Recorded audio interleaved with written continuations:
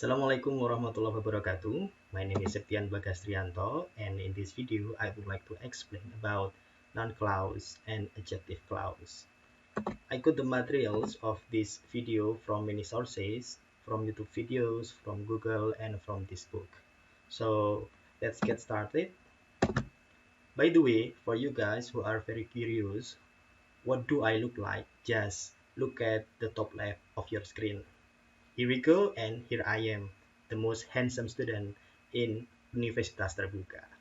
Okay, so we start about general overview of noun clause and also adjective clause. So what is clause actually? Clause is a group of words that includes at least a subject and a verb. And in English, there are three kinds of clauses. The first one is a adverbial clause. The second one is adjective clause, and the last one is noun clause. But in this video, we are not going to explain about adverbial clause. So we would like to explain about the second and then the third one. Okay, so I have an example of noun clause. What he said is very important. The bold letter here is a noun clause, what he said. And then I have also the example of adjective clause. Bukuni, who wears a hat, is my best friend. Again, the bold letters here is an adjective clause. Okay? Now, we start from a noun clause. So, what is a noun actually? A noun can be a person, a place, or a thing. A person can be a teacher, a soldier, a nurse, and so on. A place can be a country, the zoo, the restaurant, and so on. And a thing can be a pen, an animal, trust, love, and so on. Okay, so using a noun is too simple. Sometimes we need to be more specific. Please look at these two sentences carefully. I know the plan. You know, in this sentence, the plan is a noun. But sometimes, in some cases, we need to say something more specific. Okay, so please compare this first and the second sentence. I know what I have to do. What I have to do here is a noun clause. So this is a bit more specific than the plan. The plan is a noun and what I have to do is a noun clause. And for more details, please take a look at these two groups.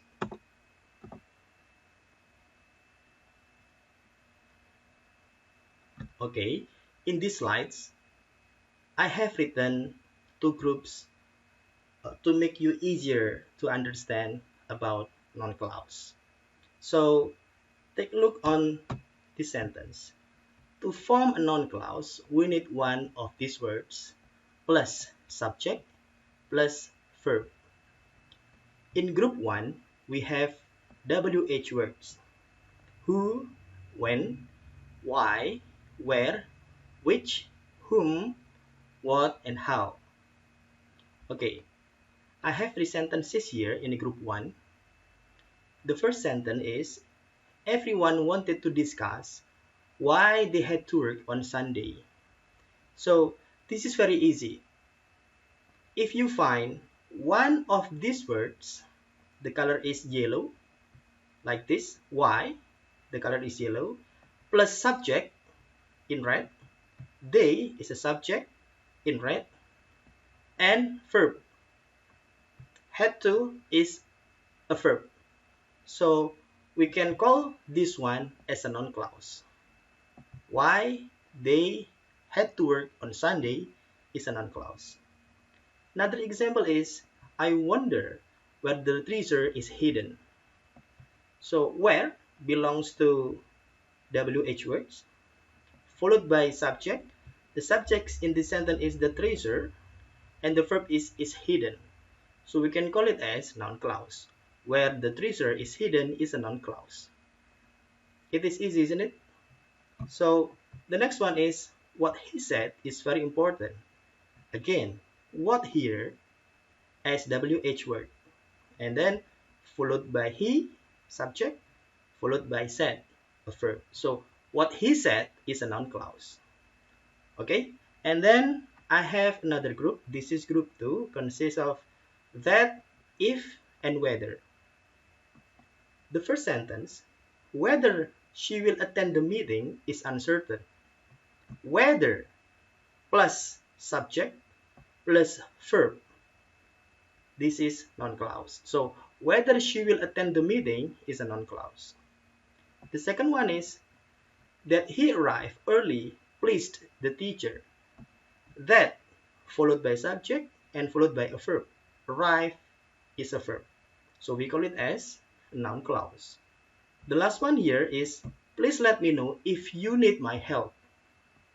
If followed by subject and followed by verb. So if you need my help is a noun clause. Okay? So we are going to find out noun clause function as a subject, as direct object, and so on. The first one, noun clause functions as a subject. It acts as the doer of the action. For example, that Mrs. Hayu calls me every day is shocking. So I have informed you in the previous slide. After that, and then followed by subject, followed by verb, is a noun clause. And in this sentence, this noun clause functions as a subject because it exists in the beginning of the sentence. And then the next one, as a direct object, it serves as the receiver of the action of a transitive verb. The example, if we know that Mark Marquez crashes every weekend. We know we is a subject, know is a predicate, and that Mark Marquez crashes every weekend is the direct object. Okay? And then the next one is as a subject complement. A noun clause can also function as a subject complement, specifically as a predicate nominative. A predicate nominative renames the subject. His dream is that he becomes a lecturer at Universitas Terbuka. So this noun clause functions as a subject complement. It renames his dreams. So his dream is that he becomes a lecturer at Universitas Terbuka. So I think this is not really difficult, guys. So you can understand this material very well if you pay attention to my explanation.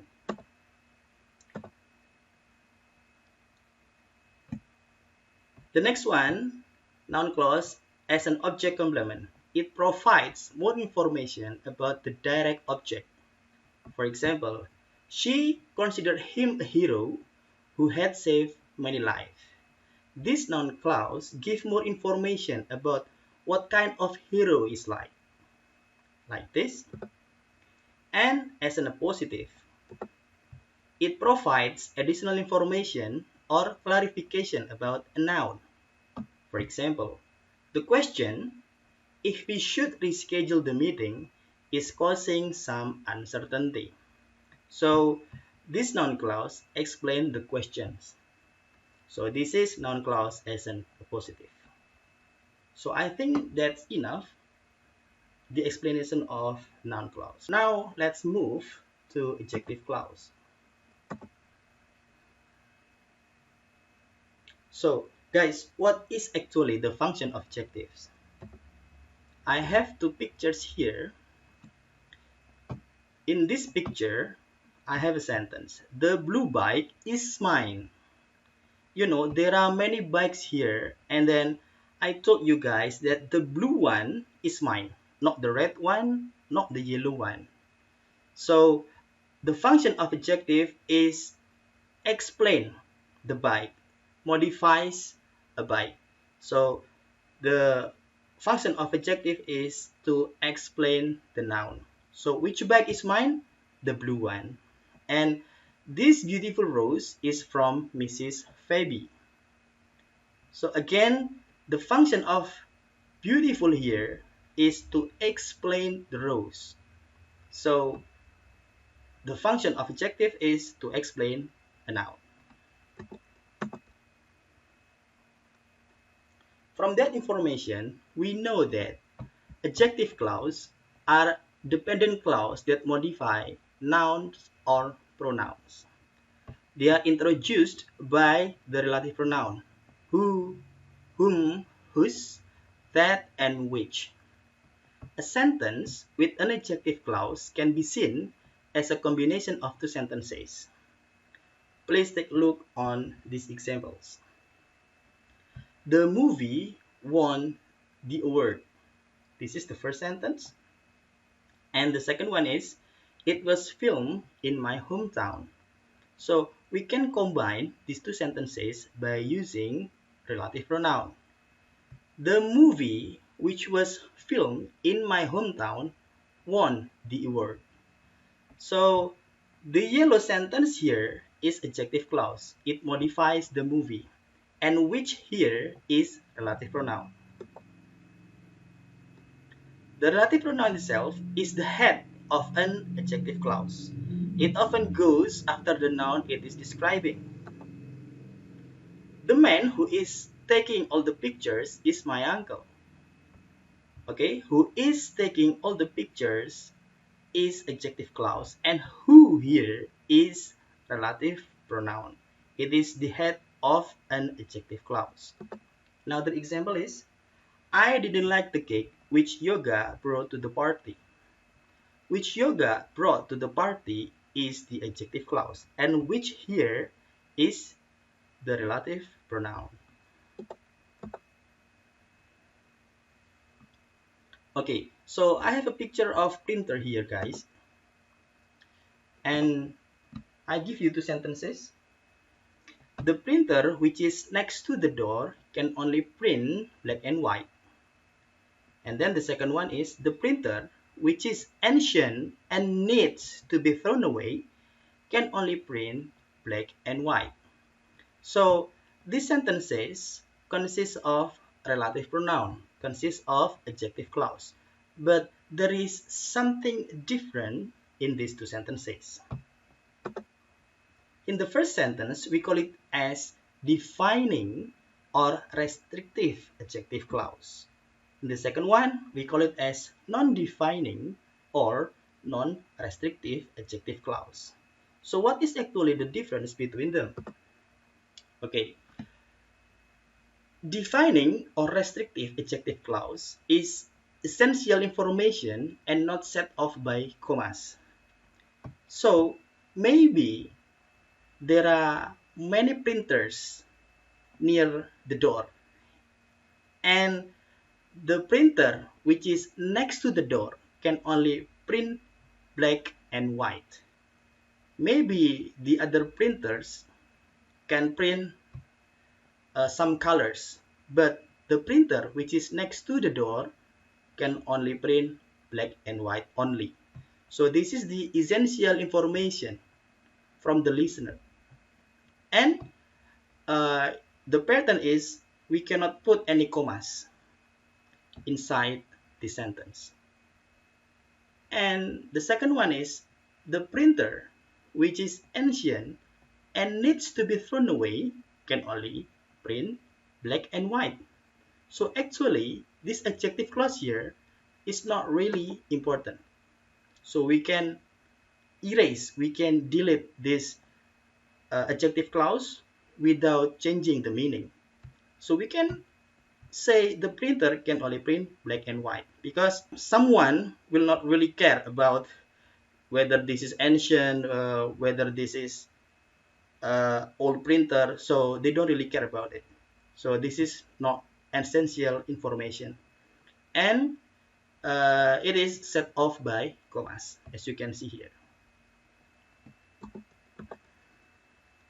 Now we move to relative pronoun. So who used to refer to people. It connects a relative clause to a noun that acts as the subject of a verb in the main clause. I have two sentences here. Sylvia sees a man. He eats a fish.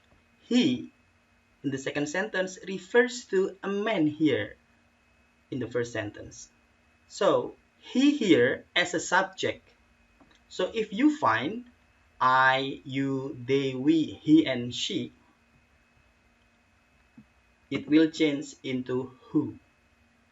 Okay, so if we combine these two sentences, it will be Sylvia, she's a man who eats a fish. And then which. Used to introduce relative clauses that provide information about things or animals. These are the sentences. Sylvia sees a cat. The cat eats a fish. So we can combine these two sentences into Sylvia sees a cat which eats a fish. So the cat here refers to a cat in the first sentence. And if we combine these two sentences, we need to change the cat into which. Another example. Sylvia sees a cat. Jasmine loves it. There is a slight difference between these sentences and these ones. Here, the cat as a subject, and here, the cat as an object. But because the cat is a thing, is animal, so we can change both of them by which. So the combination of these two sentences is Sylvia sees a cat which Jasmine loves. The third one is about whose. It connects a relative clause to a noun to show that something is associated with the noun. So this is like possessive adjective. Tia reads a book. Her house is in Jember. So whose house? This is Tia's. So if we combine these two sentences, it will be Tia, whose house is in Jember, reads a book. So if you find my, your, his, her, their, our, or its, we can change those ones with whose. And about that. It can refer to both people and things and can be used as a subject or an object. The book was interesting. I borrowed it from the library. It here refers to the book. So the book is a thing and the book here as a subject. And if we combine these two sentences, we can say the book that I borrowed from the library was very interesting. So that here refers to it. Okay, and then the last one is whom. Whom used to refer to people. It connects a relative clause to a noun that acts as the direct object of a verb. So this is the keywords, as the direct objects of a verb. So if you find me, you, them, us, him, and her, yeah, we can change those ones with whom. For example, Sylvia sees a man. Jasmine loves him. Him here refers to a man that Sylvia sees. So, if we combine these two sentences, it will be Sylvia sees a man whom Jasmine loves. Okay, so guys, I think that's all from me, the difference between noun clause and also adjective clause. But before I end this video, I have a proverb here. Believe you can and you're halfway there by Theodore Roosevelt. So this proverb is for myself and also for my classmates. Okay, so guys, thanks for watching. See you in the next video and Assalamualaikum warahmatullahi wabarakatuh.